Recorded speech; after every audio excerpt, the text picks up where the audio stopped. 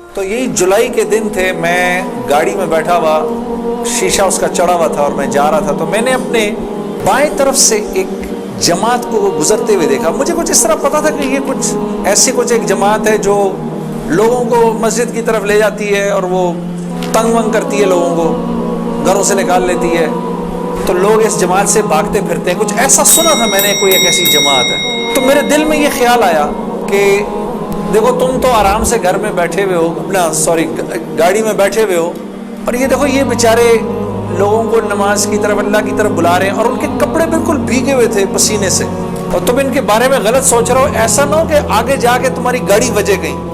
تو اپنی گاڑی کو بچانے کے چکر میں نے وہاں سے یو ٹرن مارا، اور یو ٹرن مار کے میں واپس لایا، اور واپس لا کے میں نے گاڑی کو یہ جماعت کے کچھ جو ساتھی تھے ان کے آگے روک لیا۔ روک کے میں گاڑی سے اتر کے میں جو جماعت کا جو سب سے آگے جو تھے بزرگ تھے، میں ان کے پاس گیا اور میں نے جا کے ان سے ایسے ہاتھ کیا، ہاتھ ملا کر میں نے کہا جی آپ بڑا اچھا کام کریں، میرے لیے بھی دعا کریں، ایسے ہی کہہ دیا میں نے۔ تو انہوں نے میرا ہاتھ پکڑ لیا اور مجھے کہنے لگے میں آپ کے لیے ضرور دعا کروں گا۔ اب مجھے کیا پتا کہ گشت پر نکلا ہوا ہو کوئی، اور وہ گشت پہ نکلا ہوا آدمی دعا کرے، یہ کیسے ہو سکتا ہے اللہ قبول نہ کرے؟ ہو سکتا ہے اس اللہ کے ولی نے میرے لیے دعا کر دی ہو۔ اب آپ لوگ اللہ کا نظام دیکھیں میری بہنوں اور میرے بھائیوں، بہت عجیب بات ہے۔ اس جماعت میں ایک جو لڑکے تھے ان میں سے ایک نے اپنی مسجد میں جا کر بتایا کہ تمہیں پتہ ہے آج ہمیں روکا کس نے؟ تو انہوں نے کہا کس نے روکا؟ کہا وہ سنگر نہیں ہے جنید جمشید، اس نے آج، یہ لوگ مقامی گشت کر رہے تھے، اس نے گشت کے دوران ہمیں روک لیا۔ اس نے ہم سے ایسے کہا بھائی ہمارے لیے دعا کرنا۔ اور جس مسجد میں اس نے یہ بات کہی، اس مسجد میں ایک نمازی تھا جو تبلیغ میں لگ چکا تھا، وہ 16 سال پہلے میرے ساتھ اسکول پڑھتا تھا۔ اللہ کا نظام دیکھیں، 16 سال پہلے میرے ساتھ اسکول میں پڑھتا تھا، تبلیغ میں لگ چکا تھا۔ اس نے کہا کس نے روکا تمہیں؟ کہا وہ نہیں ہے، وہ سنگر جنید جمشید، اس نے روکا۔ اس نے کہا اچھا میں ٹھیک ہے۔ اب میرے اس دوست نے مجھے ڈھونڈنا شروع کیا، اور اس واقعے کی کوئی تقریباً 1-1.5 مہینے بعد اس نے مجھے ڈھونڈ لیا۔ اور ایک دن جی میرے گھر فون آتا ہے، جنید۔ اب میں نے جب اس کا مجھے پہچانا، اس نے بولا جنید مجھے پہچانا، آپ یقین کریں گے میں 16 سال بعد اس کی آواز سن رہا تھا، میں پہچان گیا۔ میں نے کہا جنید بول رہے ہو؟ ہنسنے لگا، تو مجھے پہچان گیا؟ میں نے کہا میں بالکل پہچان گیا، تو اتنا تو شرارتی لڑکا تھا تو کلاس کے اندر، اور میں نے کہا کیونکہ ہم دونوں کے نام ایک تھے تو تیرے چکر میں بھی بدنام رہتا تھا۔ ہنسنے لگا، یار کمال ہے تو نے مجھے پہچان لیا۔ میں نے کہا ہاں میں نے پہچان لیا، میں نے تیرے سے ملنا ہے۔ میں نے کہا کیوں؟ کہتا ہے بس ایسے ہی، وجہ کوئی نہیں ہے۔ میں نے کہا یار اچھا ہماری زندگی ایسی تھی، شوبز کی زندگی تھی ہماری، کہ ہمارا دل ملنے کو نہیں کرتا تھا کسی سے۔ یعنی ہم نے مینیجر رکھے ہوتے تھے جو ہمیں صرف لوگوں سے دور رکھتے تھے، ان کا کام تھا لوگوں سے بات کرنا، لوگوں سے ڈیل کرنا، ہم تک کوئی نہ پہنچے بس۔ یہاں تک کہ آپ حیران ہوں گے اگر میں آپ کو بتاؤں، یہ بڑی ایک افسوسناک بات ہے کہ ہمارے اپنے گھر والوں کا ہماری زندگی میں رول کم ہوتا تھا، ان مینیجرز کا رول زیادہ ہوتا تھا۔ آپ نے گھر کب جانا ہے، بچوں سے کب ملنا ہے، یہ تک ان مینیجروں کے ہاتھ میں ہوتا تھا۔ تو اب کوئی مجھے فون کرے کہ میں نے تم سے ملنا ہے، یہ تھوڑی کہ میں فوراً مل لوں گا اس سے، اب پتہ نہیں اللہ جانے اس نے کیوں ملنا ہے، میرا وقت ضائع کرے گا کیا ہے۔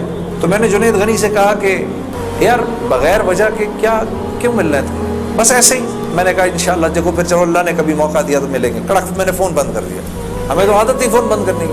اگلے دن پھر فون آ گیا اس کا، میں نے بولا کیا کام ہے؟ کام کوئی نہیں، ملنا ہے کیوں؟ یار کوئی وجہ نہیں، مل لیتے ہیں۔ میں نے کہا یار وقت نہیں ہے، فون پہ بات کر لو۔ نہیں فون پہ کام کوئی نہیں ہے، کڑک فون پر۔ ایک دفعہ ہوا، 2 دفعہ، اب اس کا میں ہیلو سنتا تھا، فون بند کر دیتا تھا۔ یہ سلسلہ 1-2 مہینے تک چلتا رہا، یہاں تک کہ جنید غنی کو میرے گھر کے نوکروں کے نام یاد ہو گئے، فون اٹھانے والوں کے نام یاد ہو گئے، سب کچھ یاد ہو گیا۔ اس کو سب پتا ہوتا تھا میں کب پاکستان میں ہوں، کب نہیں ہوں، کب کہاں ہوں، سب۔ ایک دن اس کا فون آیا، تو جب میں نے فون رکھنے لگا مجھ سے کہتا دیکھ میں تجھے اللہ کا واسطہ دیتا ہوں، میری 1 منٹ کی بات سن لے۔ میں نے بولا بولو۔ میں ابھی عمرہ کر کے آیا ہوں، تو میں مدینے اور مکے کی کھجوریں اور زمزم اور یہ کچھ چیزیں لے کر آیا ہوں، یہ لے لے میرے سے، پھر اس کے بعد میں چلا جاؤں گا۔ کتنی دیر کے لیے آؤ گے تم؟ 5 منٹ کے لیے۔ میں نے کہا ہاں 5 منٹ۔ جنید غنی یاد رکھنا 5 منٹ، 5 منٹ۔ دوپہر کو مجھے یاد ہے 3:30 بجے ابھی تک پلاننگ ہوئی، جنید غنی صاحب آئے۔ اب میں نے جب جنید غنی کو دیکھا تو میرا تو دماغ ہی چکرا گیا۔ کیا دیکھتا ہوں سفید لباس ہی جیسے مولوی صاحب نے پہنا ہوا ہے, سر پہ پگڑی, اتنی بڑی داڑھی, اوپر واسکٹ پہنی ہوئی اس نے, پائنچے اس کے اوپر. میں نے کہا جنید غنی یہ تجھے کیا ہو گیا؟ کہتا ہے مجھے کیا ہو گیا, میں کیا کہوں تجھے کیا ہو گیا؟ میں نے کہا یہ تیرا حال, تیرے جیسا شیطان اتنا بڑا بزرگ بنا ہوا, آؤ بیٹھو میرے پاس. آیا میرے پاس بیٹھا, اس نے مجھے کھجوریں دی, زمزم دی, جانماز دی, اور پورے 5 منٹ میں کہتا ہے میرے 5 منٹ پورے ہوئے, اب میں چلتا ہوں. میں نے کہا نہیں, اب بیٹھ جاؤ, مجھے بتاؤ یہ سب کیا ہے. پھر مجھے کہنے لگا چل چھوڑ اس کو یار, اسکول کی بات کرتے ہیں. میں نے کہا اسکول چھوڑو, مجھے بتاؤ یہ کیا ہے, یہ کنہوں نے تمہارا حال کیا یہ؟ اسے کہنے لگا مل لو ان سے. میں نے کہا ہاں میں نے ان سے ملنا ہے, میں نے ان سے ملنا ہے. آپ سوچو کوئی آدمی تبلیغ والوں کے چنگل میں پھنس جائے, ہاں. تو مجھ سے کہتا ہے کل سے ہمارا اجتماع شروع ہو رہا ہے, میرے ساتھ اجتماع پر چلو. میں نے کہا میں چلوں گا, تو میں کل تمہیں پک کرنے آؤں گا, صبح کے وقت پک کرنے آؤں گا. آپ یقین کرو 5 منٹ کے لیے آیا تھا, 3.5 گھنٹے میں نے بٹھا کے رکھا اس کو اپنے پاس. میں اس سے باتیں سنتا رہا, جنید غنی کیا, پھر کیا ہوا, پھر کیا ہوا, پھر کیا ہوا, کیا ہوا, کیا ہوا. آخر میں نے کہا میں تمہارے ساتھ اجتماع پر چلوں گا. خیر جی, میں تیار ہو گیا. میں نے اپنی نئی صاف ستھری جینز نکالی, میں نے ٹی شرٹ نکالی, لمبے لمبے میرے بال تھے, ہاں. میں تیار ہو گیا جس طرح میرا خیال تھا بہترین طریقے کا تیار ہونے کا, میں ہو گیا تیار. اب جب میں وہاں پہنچا, اترا, میں نے جا کے اجتماع دیکھا, تو میں نے دیکھا کہ ہر آدمی شلوار قمیض میں, ہر آدمی کے سر پہ ٹوپی. تو میں نے جنید غنی سے کہا جنید غنی سن, یہ مجھے کوئی مار تو نہیں دے گا ادھر ہے, میرا کوئی قتل وتل تو نہیں ہو جائے گا میرا؟ کہتا نہیں ہم لوگ مارنے والی پارٹی نہیں, ہم لوگ کھلانے والی پارٹی ہیں. میں نے کہا اچھا لے جاؤ مجھے اندر. پھر اب میں اندر جانا شروع ہوا اجتماع گاہ میں, تو میں نے دیکھا کہ لوگ ایک دم اکٹھے ہونا شروع ہو گئے. پیچھے سے مجھے آوازیں آئیں, ارے یار یہ تو جنید جمشید ہے یار. کو 2-4 آوازیں آئیں, ابھی یہ ادھر کیا کر رہا ہے؟ تو مجھے یہ بات بری بھی لگی ہلکی سی, کیا مطلب بھائی کہ تم بہت بڑے مسلمان ہو, میں نہیں آ سکتا کیا؟ خیر میں اندر گیا, اندر جا کر بیٹھا, تو میں نے دیکھا ایک مجمع سب پہنچ گیا ملنے کے لیے, دیکھنے کے لیے. جو بھی جنید غنی نے مجھے بٹھایا, تم ادھر ہی بیٹھو یہیں پر, اور میں ابھی ایک صاحب کو لے کر آتا ہوں. خیر یہ مجھے بٹھا کر چلا گیا. اتنی دیر میں ایک نوجوان لڑکا کہ جیسے بھائی لوگ بیٹھے ہیں اپنے 18-19 سال کا, یہاں سے بیچ میں سے راستہ توڑ کے میرے پاس آ گیا. مجھے آ کر کہتا ہے جنید بھائی نماز پڑھتے ہیں آپ؟ تو میں اس کو ایسے دیکھنا شروع ہو گیا. اب میں نے کہا کیا جواب دوں میں اس کو, ہاں بولوں کہ نہیں بولوں, سچ بولوں کہ جھوٹ بولوں؟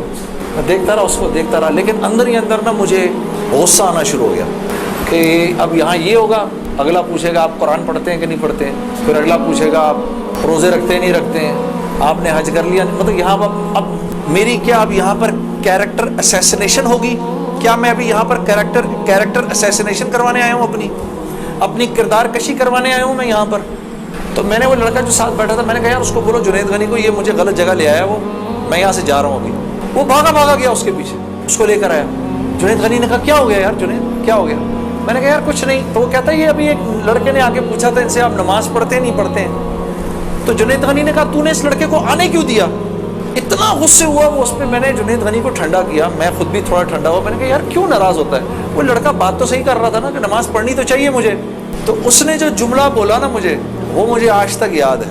جنید غنی نے جو جملہ بولا, اس نے کہا جنید ہم کیوں نہیں پوچھتے کہ تم نے کیوں نہیں کیا, ہم تو ترغیب دیتے ہیں, اس کے بعد اللہ سے دعا کرتے ہیں کہ اللہ وہ نیکی کرنے کی توفیق دے. ہاں وہ آج بھی مجھے وہ بات یاد ہے. اللہ پاک یہ مجھے بھی عطا کرے کہ ہم کسی سے یہ نہ کہیں بھائی تم نے کیوں نہیں کیا یہ, بلکہ نیکی کی ترغیب دیں اور پھر اللہ سے رات کو دعا کریں اللہ میرے اس بھائی کو میری اس بہن کو توفیق دے وہ اس نیکی کو کر سکے. پھر میں نے کہا جنید غنی کو چل چھوڑ یار, میں ادھر ہی بیٹھا ہوں, میں کہیں نہیں جا رہا. اب جنید غنی صاحب نے ایک صاحب کو بلایا, ان کا نام تھا ڈاکٹر بلند اقبال. ابھی جب میں شان رمضان کر رہا تھا نا, یہ ابھی کچھ پچھلے رمضان میں, تو ڈاکٹر بلند اقبال صاحب بڑے عرصے بعد مجھے ملنے آئے. میں ملا ان سے, بڑی خوشی ہوئی. میں نے ان کو یاد کرایا وہ واقعہ جو میں اب آپ کو سنانے لگا. تو ڈاکٹر بلند اقبال صاحب میرے سامنے آ کے بیٹھ گئے. اور ڈاکٹر بلند, اب تبلیغ والوں کا بہن میں ذرا سا آپ کو بتاؤں کہ تبلیغ والے نا اب وہ سامنے والے کو جانتے نہیں ہیں, لیکن اس کو اللہ کی دعوت تو دینی ہے. تو آپ پہلے اس سے پوچھتے ہیں بھائی آپ کیسے ہیں, خیریت سے ہیں, آپ کا اسم گرامی کیا ہے؟ اچھا ماشاء اللہ بڑی خوشی ہوئی آپ سے مل کے, یہ میرا نام ہے, بڑا اچھا کیا آپ آئے. پھر باتیں پوچھتے ہیں کہ آپ کیا کرتے ہیں؟ تو میرے سے بھی انہوں نے پوچھ لیا تو جنید صاحب آپ کیا کرتے ہیں؟ تو میں چپ کر گیا. میرے سے نا اب میں ان کی شکل دیکھوں, میں نے کہا اب تک مار نہیں پڑی تو اب پڑے گی. اب جو میں نے بتایا نا میں کیا کرتا ہوں, تو میرے چہرے کے بدلتے ایکسپریشنز دیکھ کے نا جنید غنی نے ان سے کہا ارے ڈاکٹر صاحب آپ اس کو نہیں پہچانتے, یہ وہ ہے نا جس نے دل دل پاکستان گایا ہے.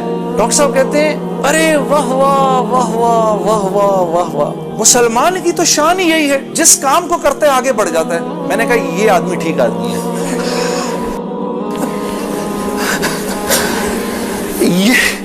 یہ بالکل ٹھیک آدمی ہے, اس سے کرو دوستی. تو بعد میں میں نے ڈاکٹر صاحب سے کہا ڈاکٹر صاحب یہ جواب آپ کہاں سے لائے اتنا خوبصورت سا؟ تو مجھے کہنے لگے یار میں نہ تجھے جانتا نہ مجھے یہ پتا دل دل پاکستان کیا.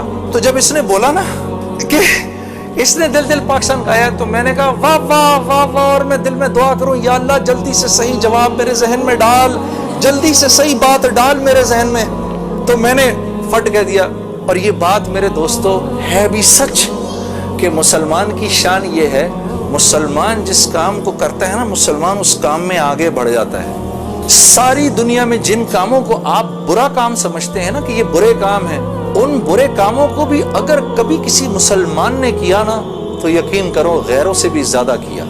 ہاں یقین کرو, مسلمان ایک عجیب امت ہے, ہم سے بہتر کوئی نہیں. کنتم خیر امہ, بس یہ ہر لائن سے بہترین امت ہے.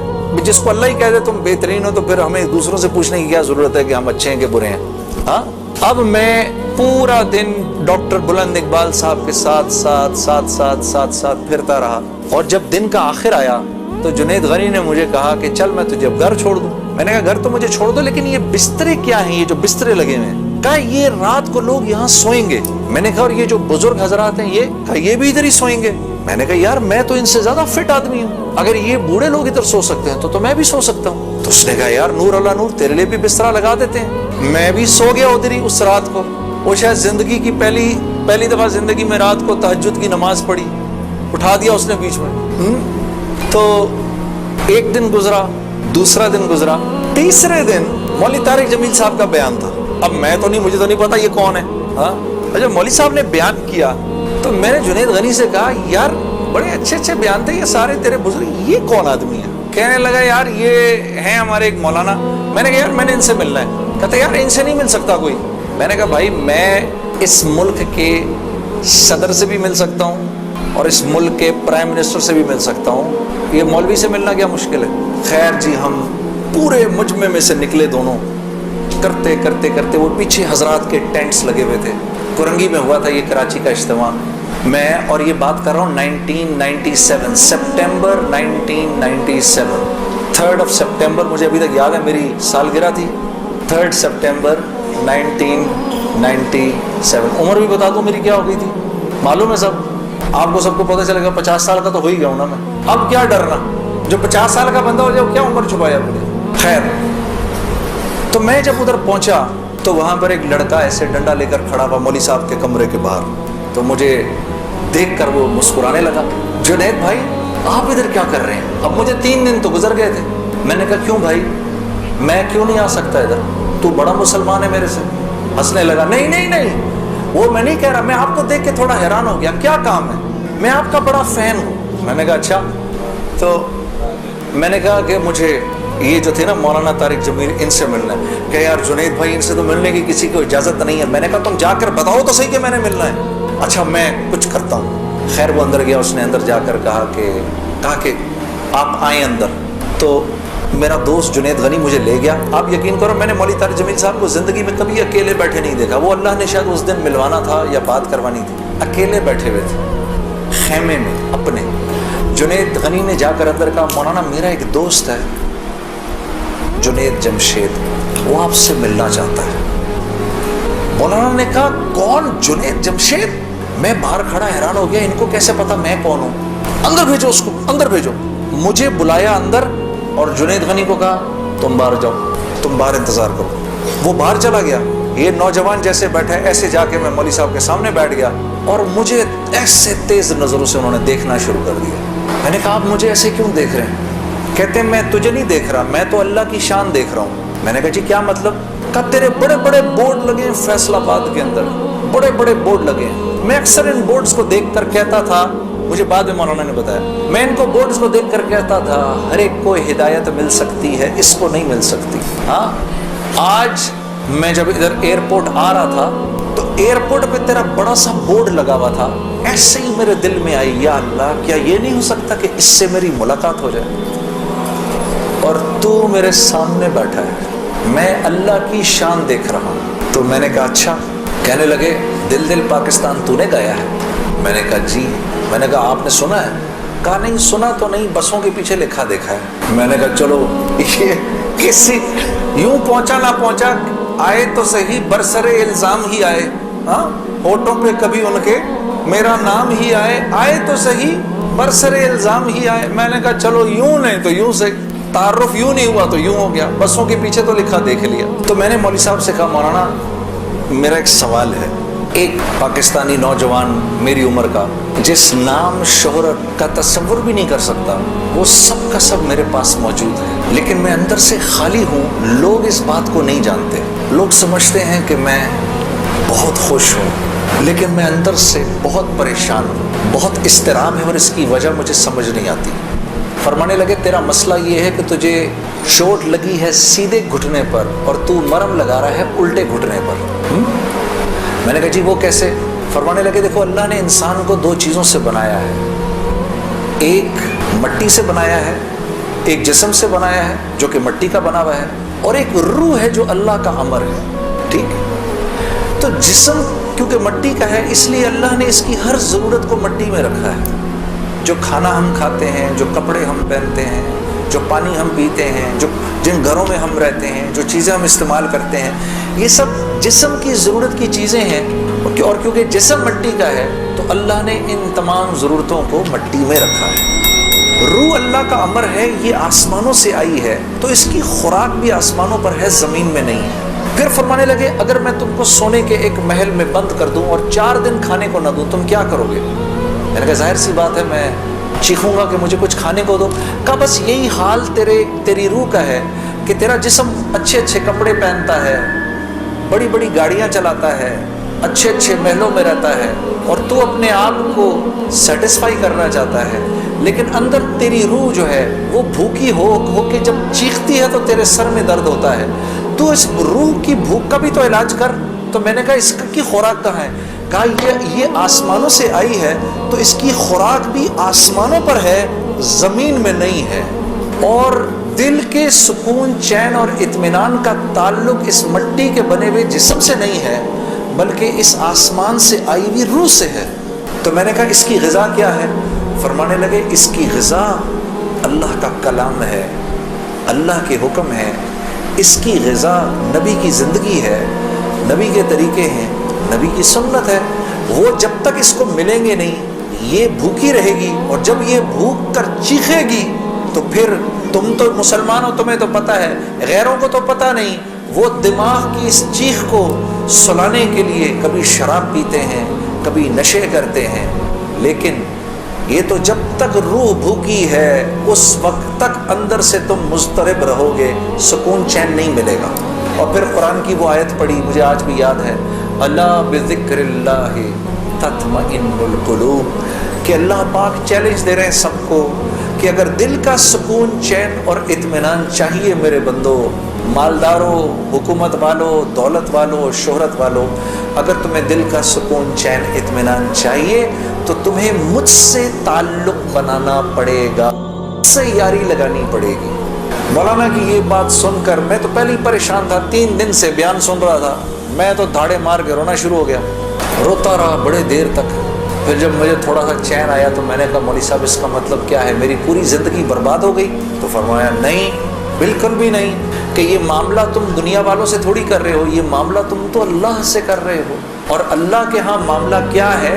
अल्लाह के यहाँ मामला क्या है कि अभी इंसान अल्लाह रब्बुल इज़्ज़त से माफ़ी मांगने का इरादा ही कर रहा होता है, दिल में अभी ख्याल ही आ रहा होता है कि अल्लाह रब्बुल इज़्ज़त अगले पिछले माफ़ कर देते हैं सब। फिर मुझे फरमाया, ये मुझे फिर बात सुनाई, हदीस कुदसी सुनाई कि मेरे बंदे तू ये ज़मीन और आसमान सारे के सारे अगर अपने गुनाहों से भर दे جو کہ تو بھر نہیں سکتا.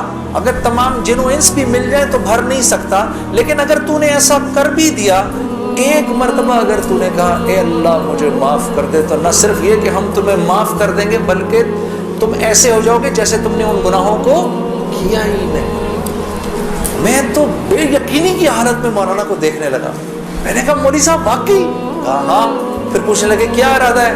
اب میرا ارادہ میوزک چھوڑنے کا تو نہیں تھا کہ میں نے کہا ادھر آؤ, کیا کہ نمازیں بخشوانے آئے, کیا روزے گلے پڑ گئے, لیکن گناہ بھی بخشوانے تھے. تو پھر مجھے کہنے لگے توبہ کرو گے؟ میں نے کہا مولوی صاحب کس چیز سے؟ کہا اپنی اس پچھلی زندگی سے. میں سوچ میں پڑ گیا. اچھا میں نے کہا جی میں توبہ کرتا ہوں. میں نے توبہ کی, یا اللہ میوزک چھوڑنے کا تو میرا کوئی موڈ نہیں, یہ مولوی بھی اللہ جانے کیا کہہ رہے ہیں, لیکن اگر تجھے اس سے کوئی میرے لیے بہتر زندگی نظر آتی ہے تو تو مجھے اس زندگی پہ لگا دے کہ واقعی میں چاہتا ہوں کہ تجھے راضی کر سکوں, تجھے خوش کر سکوں. اے اللہ پچھلی پوری زندگی پر توبہ کرتا ہوں, اگلی زندگی تیرے حکموں پر چلنے کی کوشش کروں گا. اگر تو واقعی ایسا ہے جیسا یہ مولوی صاحب فرما رہے ہیں تو تو مجھے معاف کر دے. میں نے کہا توبہ کر لی. مولوی صاحب نے کہا اب کیسا محسوس کر رہے ہو؟ میں نے کہا جی بہت ہلکا. پھر میں نے کہا لیکن مولوی صاحب بات تو یہ ہے کہ اگر میرے پچھلے سارے معاف ہو گئے اور اس پر اللہ نے اگر جنت دی تو میری تو بہت ہی بڑی جنت ہوگی, آپ سے بھی بڑی. تو فرمانے لگے نہیں بیٹا اتنی جلدی نہ کرو, تمہیں وصول تو ہم ہی نے کیا ہے, جو تجھے ملے گا اس سے تو بڑا ہمیں ملے گا ہی ملے گا. ہاں لیکن میں نے کہا مولوی صاحب, اور بہنیں اس بات کی تصدیق کریں گی, موسیقی تو روح کی غذا ہے کہ نہیں؟ ہاں یہ سیالکوٹ کی خواتین یقین کرو پورے ملک کی پہلی بہنیں ہیں جو کہہ رہی ہیں نہیں, ورنہ اگر کسی نے نہیں بولا تو چپ ضرور رہی ہیں. سارے مردوں نے بولا ہے موسیقی روح کی غذا نہیں ہے. موسیقی روح کی غذا ہے جی. یہ دیکھو اب آواز آئی ہے, اب ایسا لگ رہا ہے کوئی بیٹھ کے سن رہا ہے. موسیقی روح کی غذا ہے جی. شاباش, اللہ آپ لوگوں کو اس پر چلا دے. اللہ رب العزت آپ کے موبائلوں میں جتنے بھی گانے ہیں سب اڑا دے اسی وقت. گھروں میں جتنی کیسٹیں ہیں سب ٹوٹ جائیں, اللہ کرے ساری سیڑھیاں ٹوٹ جائیں. اللہ پاک ایسے کرے گانے کی آواز ہی نہ سننے کو ملے آج کے بعد آپ میں سے کسی. یہ سوچ لو آمین قبول ہو جائے گا. اب سوچ کے بولنا آمین. تو مولوی صاحب نے مجھے کہا کہ نہیں, موسیقی روح کی غذا نہیں ہے, موسیقی نفس کی غذا ہے. موسیقی کس کی غذا ہے؟ نفس کی. یہ واقعی نفس کی غذا ہے, اور یہ ایسا زہر ہے. یہ جب اندر جاتا ہے تو پتہ ہی نہیں چلتا کہ نقصان کتنا کر گیا ہے. ٹرائی نہ کرنا, لیکن آپ کہیں جا کر اللہ کی بات سنیں, اس کے بعد جا کر 5 منٹ کا گانا سنیں, ساری صفائی ہو جائے گی, سب اندر ساری صفائی ہو جائے گی. میں یہ نہیں کہ بعد میں مجھ سے لوگ پوچھتے ہیں حلال ہے حرام ہے, اس کے لیے تو یہ مولوی بیٹھے ہوئے ہیں نا, ان سے پوچھو. میں آپ کو وہ بتا رہا ہوں جو ہوتا ہے, جو ہوتا ہے کہ یہ انسان کو بے باک کر دیتی ہے. مجھ سے کسی نے پوچھا بھائی اپنے ملک کے لیے گانا, میں کبھی اپنے ملک کے لیے گانا وہ ایک اور چیز ہے. میں ان گانوں کی بات کر رہا ہوں جن کو عام طور پہ لوگ سن رہے ہوتے ہیں بازاروں میں, ہاں, اور پھر کہتے ہیں اس کے سننے میں کیا ہے. ارے یار میں کیا بتاؤں آپ کو کیا ہے. خدا کی قسم اگر وہ زندگی اس زندگی سے بہتر ہوتی مجھے کیا تکلیف تھی. مجھے ایک ساتھی کہنے لگا اب تو آپ کے لیے اس زندگی کی طرف جانا بڑا مشکل ہے. میں نے کہا کوئی مشکل نہیں, گلا تو وہیں کا وہیں ہے, گا سکتے ہیں, لیکن اب اس زندگی کی طرف جانے سے بہتر لگتا ہے کہ میں آگ میں چھلانگ مار دوں. کہ وہ اس قدر خطرناک زندگی, وہ اتنی ایک, یقین کرو پوری, صرف گانا نہیں ہوتا, وہ ایک پوری زندگی ہے. وہ ایک پوری زندگی کا نام, جیسے یہ ایک پوری زندگی کا نام ہے نا, صرف دعوت کے 2 بول نہیں ہیں. ہاں میرے دوست مجھ سے لڑتے تھے, یار تو ادھر گانا گا ادھر جا کے اذان دے دے. ارے میں نے کہا نہیں ہوتا, ایسے نہیں ہوتا بھائی. گانا گانے والے کو تو اذان کی آواز سے نعوذ باللہ کراہیت آتی ہے. مجھے یاد ہے ہم کانسرٹ کر رہے ہوتے تھے اور مغرب کی اذان اگر ہوتی تھی, یقین کرو کیونکہ وہ تو دعوت کے بول ہیں نا, ادھر تو ایک غلط کام ہو رہا ہے نا, وہ تو دعوت کے بول ہیں. وہ دعوت کے بول جب ہمیں سنائی دیتے تھے تو وہ ہمارے سینے کو پھاڑ کے نکل جاتے تھے. ایسے تھوڑی ہوتا ہے, یہ کوئی کھیل مذاق ہے کیا, یا یہ کوئی ٹی وی کا پروگرام ہے کہ جس میں ایکٹنگ ہو رہی ہے کہ نہیں بھئی ادھر جا کر اذان دے دی, ادھر جا کے گانا گا دی, ادھر جا کے اذان دے دی. ایسے نہیں ہوتا. اور پھر اللہ کے نیکی کے کام کرنے کی تو اللہ کی طرف سے توفیق ملتی ہے میرے دوستوں. ہاں عمل صالح کرنے کی تو توفیق ملتی ہے. یہ ایسی تھوڑی کو میرا مطلب ہے خالہ جی کا کھیل ہے کہ 95% نماز نہیں پڑھ رہا اور 5% نماز پڑھ رہا ہے. کیوں ہے ایسا؟ سب کیوں نہیں پڑھ رہے؟ من جانب اللہ توفیق ملتی ہے. خیر جی میں کھڑا ہوا, میں نے کہا اچھا مولانا آپ سے وعدہ تو کر لیا. میرے دوستو میں باہر نکلا سوچتا ہوا, میرے اندر آپ یقین کرو ایک تلاطم برپا ہو گیا. ہاں ایسی میرے اندر ایک خیر و شر کی نا جنگ شروع ہو گئی. ایسی جنگ راتوں کو اٹھ جاتا تھا میں اور پوری رات بیٹھا رہتا تھا. ایسے جانماز کھول کے میں بیٹھ جاتا تھا, سوچتا رہتا تھا میں کیا کرنے لگا ہوں. ایک لمحے خیال آتا تھا نہیں بڑی نیکی کا کام کر رہا ہے تو لوگوں میں محبتیں پھیلا رہا ہے, لوگ خوش ہو رہے ہیں. دوسری طرف خیال آتا تھا یار کیا یہ اللہ رسول کو یہ بات منظور ہے, ان کو پسند ہے, میں کیا کر رہا ہوں. پھر یہ خیال آئے ارے نہیں ان مولویوں کی نہ سننا. پھر یہ خیال آئے. یاد رکھنا آپ کو میں 2-4 وہ باتیں بتا رہا ہوں جو میرے پہ گزری, یہ میں گر کی باتیں بتا رہا ہوں آپ کو. جب شیطان اپنا چکر چلائے گا نا 2 باتیں کرنے کو کہے گا, یاد رکھنا. پہلی بات یار یہ تبلیغ والوں سے اب ملنا مت, مولانا سے بات نہ کرنا, ملنا مت. دوسری مسجد میں نہ جانا, 2 کام نہ کرنا کبھی. ایک تبلیغ والوں سے ملنا مت, ایک مسجد میں نہ جانا. اور بہنوں یہی تمہارے ساتھ ہوگا.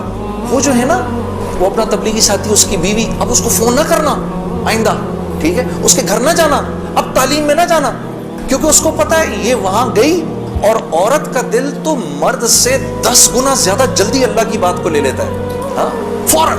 میں واپس آ کے بیوی کو کارگزاری سناتا تھا تو میں اس کی حالت بدلی بھی دیکھتا تھا, حالانکہ وہ نہ مسجد آئی نہ اس نے وہ اعمال ہوتے دیکھے. اس لیے میں آپ کو بتا رہا ہوں بھائی جب آپ نکلا کرو گھر واپس آ کر بیوی کو سب بتایا کرو ہم نے کیا کیا. وہ جذبات بنتے ہیں گھر والی کے, اور جب گھر والی کے جذبات بنتے ہیں تو پھر بچوں کی صحیح تربیت شروع ہوتی ہے. دین ان کی زندگی میں آیا تو گھر کے اندر آ گیا. جب تک آپ کی زندگی میں ہے گھر سے باہر ہے, گھر والی کی زندگی میں آ گیا گھر کے اندر آ گیا. تو میں آہستہ جو بھی 3 دن میں سنتا تھا آ کر گھر والی کو عائشہ کو بتاتا تھا, عائشہ آج یہ سنا, آج یہ سنا, آج یہ سنا. کرتے آہستہ پھر میں نے اپنی ماں کو بتانا شروع کیا, مرحومہ کو. اللہ کی شان, میں آج بھی اللہ کا شکر کرتا ہوں, مجھے موقع محل نہیں تو میں آپ کو کبھی بتاؤں جب میری ماں کا انتقال ہوا تو کیسے ہوا. میرے دل کی دعا ہے اللہ ہر عورت کو دنیا سے ایسے لے کے جائے جیسے ہماری والدہ گئیں. تو وہ میں اپنی ماں کو بتاتا تھا, میری ماں بھی ایک دم اس نے بھی جلدی لینا شروع کر دیا. کرتے میری ماں, ہم سب گھر کی خواتین میں سب سے پہلے میری والدہ پردے میں آ گئی فوراً. اور مولوی صاحب کہہ رہے ہیں ان کے انتقال کا بتائیں, میں ضرور بتاؤں گا آپ. خیر میرے دوستو کرتے میں نے آخر ارادہ کیا چلو جی میں اب 4 مہینے لگاتا ہوں, اب 4 مہینے پہ جانا چاہیے. کیونکہ دیکھو تبلیغ میں جب تک 4 مہینے کا کورس نہیں کریں گے اس وقت تک جو ہے وہ بات سمجھ میں نہیں آئے گی. داڑھی کبھی بڑھے گی کبھی چھوٹی ہو جائے گی, کبھی سر پہ ٹوپی آئے گی کبھی اتر جائے گی. 4 مہینے لگانے ضروری ہوتے ہیں, ٹھیک ہے, کام کو سمجھنے کے لیے. کیونکہ پہلے 40 دن جو ہے وہ دنیا کا جو ہے نا وہ رنگ اترتا ہے. پہلے 40 دن زنگ اترتا ہے پھر اگلے 40 دن کے اندر تبلیغ کا تھوڑا رنگ چڑھتا ہے. پھر اس سے اگلے 40 دن میں کچھ اللہ کی معرفت نصیب ہوتی ہے, کچھ تعلق بنتا ہے جا کر. پھر اگر وہ جڑا رہے تو پھر اللہ اس کو سوسائٹی پروف بنا دیتا ہے, اس کے اوپر لوگوں کی باتوں کا اثر نہیں ہوتا. پھر ایسے لوگ جہاں بھی جاتے ہیں ماحول بن جاتا ہے, خود بخود ہی ماحول بن جاتا ہے. اب میں نے ارادہ کیا جی 40 دن لگانے ہیں میں, اور 40 دن کا 4 مہینے لگانے ہیں. میں نے اپنے دوست کے ساتھ مل کے ارادہ کر لیا. خیر وہ ہم کمزور, ہم نے مئی جون میں نکلنا تھا, مئی جون آیا, وہ تو نکل گیا, میں نہیں نکلا. ایک دن اس کا مجھے فون آتا ہے, یہ ہے جی 16 اکتوبر کی بات 2001. اس کا مجھے فون آیا, جنید بھائی السلام علیکم, میں 4 مہینے لگا کے آ گیا. میں نے کہا ہیں 4 مہینے ہو گئے؟ کہاں ہو گئے, گزر گئے. کتنے ہی 4 مہینے گزر گئے زندگی سے. میں نے کہا 4 مہینے گزر گئے. کہتا ہے لیکن مجھے پتا نہیں میرے 4 مہینے کیسے لگے, ضائع ہی ہو گئے. میں نے کہا وہ کیسے؟ کہا میں 4 مہینے کے لیے اپنے ابا کو ساتھ لے گیا جنید بھائی, وہ بیمار رہتے تھے, ان کا پیشاب پخانہ مسجد میں نکل جاتا تھا بستر میں. یقین کرو روزانہ جنید بھائی میں نے کچھ نہیں کیا, صرف اپنے باپ کا پیشاب پخانہ صاف کیا. 4 مہینے. اس کی اس بات نے مجھے اندر سے ہلا دیا. کسی انسان کو اپنے باپ کی ایسی خدمت کرنے کا موقع ملا ہو، ہاں، اور کہتا ہے پتہ نہیں میرے 4 مہینے تو کیا ہی لگے، میں تو سارا وقت باپ کی خدمت ہی کرتا رہا 4 مہینے، اور 4 مہینے کے بعد وہ آیا ہے اور اس کے باپ نے اس کو گلے لگا کے بولا بیٹا تیری وجہ سے میرے 4 مہینے لگ گئے، 2 دن بعد باپ کا انتقال ہو گیا، ہم خود جنازے میں تھے 2 دن۔ خیر میرے دوستو، اسی طرح سے وقت چلتا رہا، میری زندگی کے 5 سال گزر گئے اسی ٹکر میں کہ 5 سال کے بعد میں نے ارادہ کیا، جس دن مولوی صاحب کو ملا نا اس کے بعد کہ یہ 5 سال گزر گئے، میں نے یہ فیصلہ کیا کہ آج کے بعد نہیں گاؤں گا، آج کے بعد نہیں گاؤں گا۔ تو مجھے فون کس کا آتا ہے؟ ملٹری سیکٹری ہیں جمالی صاحب کے، اسے جمالی صاحب ہمارے وزیر اعظم تھے، 2002 کی بات کر رہا ہوں، 2003 کی بات کر رہا ہوں، جمالی صاحب کا فون آتا ہے، ان کے ملٹری سیکٹری کا۔ وہ آپ نے دل دل پاکستان گانا ہے، وہ پنڈی میں وہ مادر ملت ٹرین لانچ ہو رہی تھی ریلوے اسٹیشن کے اوپر، اس کی پہلی وہ تھی۔ میں نے کہا سر میں تو توبہ کر چکا ہوں، میں تو اب نہیں گاؤں گا۔ تو انہوں نے کہا جی وہ پرائم منسٹر صاحب آپ سے خود بات کرنا چاہتے ہیں۔ پرائم منسٹر صاحب بڑے پیارے بہت نفیس، جمالی صاحب ایک دم کہنے لگے جنید صاحب وہ بے نظیر بھٹو صاحبہ کا ٹائم آیا تو آپ نے گایا، نواز شریف صاحب کا ٹائم آیا آپ نے گایا، اب جب ہمارا ٹائم آیا تو آپ نے توبہ کر لی۔ میں نے کہا سر ضرور گاؤں گا لیکن میری ایک شرط ہے۔ جی جی فرمائیے۔ میں نے کہا وہاں میں اعلان کروں گا کہ آج آخری بار گا رہا ہوں، آپ کو منظور ہے؟ ہاں جی مجھے منظور ہے۔ ان کے ساتھ آئے ہوئے تھے وہ انفارمیشن منسٹر اپنے شیخ رشید صاحب، اس وقت انفارمیشن منسٹر تھے۔ شیخ رشید صاحب کا چلہ لگا ہوا ہے بائی دا وے، اور ان کا چلہ 1970s میں لگا ہوا ہے، اگر کبھی ان کے چلے کی کارگزاری سنیں بڑا ایمان بڑھتا ہے۔ وہ اس وقت کے رائمنڈ کے قصے سناتے ہیں جب رائمنڈ میں ہم بیٹھے ہوئے ہوتے تھے اور ٹرین سامنے سے نظر آتی تھی، مجھے وہ اس وقت کے قصے سناتے ہیں اپنے۔ اللہ نے شیخ رشید صاحب سے دعوت کی لائن کے بڑے خیر کے کام لیے ہیں۔ آپ کو پتہ ہے ایک مرتبہ اسلام آباد میں اجازت نہیں مل رہی تھی اجتماع کی اجازت نہیں مل رہی تھی، ایک دفعہ حالات خراب تھے، اللہ نے یہ کام ان سے لیا۔ یہ گئے اس وقت کے پریزیڈنٹ صاحب کے پاس، پریزیڈنٹ مشرف صاحب کے پاس، میں گارنٹی لیتا ہوں انشاءاللہ کچھ نہیں ہوگا سر، ان کو کرنے دیں۔ میں نے کہا سر آپ نے تو ایک ہی دفعہ ایسا چھکا مارا ہے، پتہ نہیں کتنا بڑا اجر ملا ہوگا۔ 3 لاکھ بندہ جمع ہوا، 3 دن اللہ کی بات ہوئی، وہاں کیا کیا بات ہوئی، سینکڑوں جماعتیں نکل گئی، سب آپ کے کھاتے کے اندر، بڑے خوش تھے یہ بات سن کر، واقعی مجھے ملا ہوگا۔ میں نے کہا سر آپ نے تو وہ چھکا مارا ہے کہ ہم میں سے کسی کو ہی ملنا ہوگا یہ۔ شیخ رشید صاحب بیٹھے ہوئے تھے، وہ مجھے دیکھ کر بڑے خوش ہو رہے تھے، مجھے نہیں پتا تھا کہ یہ خود بھی تبلیغی ہیں۔ تو یہ دونوں حضرات بیٹھے ہوئے تھے، میں جب جا رہا تھا ادھر ایسے آسمان کو دیکھتا ہوا جا رہا تھا، یا اللہ اوپر سے آسمان کھول کے تو کہتے جنید کوئی بات نہیں تو گا لے۔ میں زندگی بھر مولوی عمران بشیر، طارق جمیل صاحب کسی کی نہیں سننی میں نے، اس کے بعد ایک مرتبہ کہہ دے۔ میرے دوستو یقین کرو آسمان نہیں کھلا، اور میں ریلوے اسٹیشن پہنچ گیا، وہاں جا کر جی ہم نے آخری مرتبہ دل دل پاکستان گایا اور واپس آ گیا۔ زندگی اب تو 8:45 بج گئے، چلو بات یہاں تک ہی رکھتے ہیں، اللہ آپ لوگوں کا بیٹھنا قبول کرے۔ اصل حالات اس کے بعد شروع ہوئے، جو بڑے حالات آئے نا وہ پھر کبھی آؤں گا تو سنا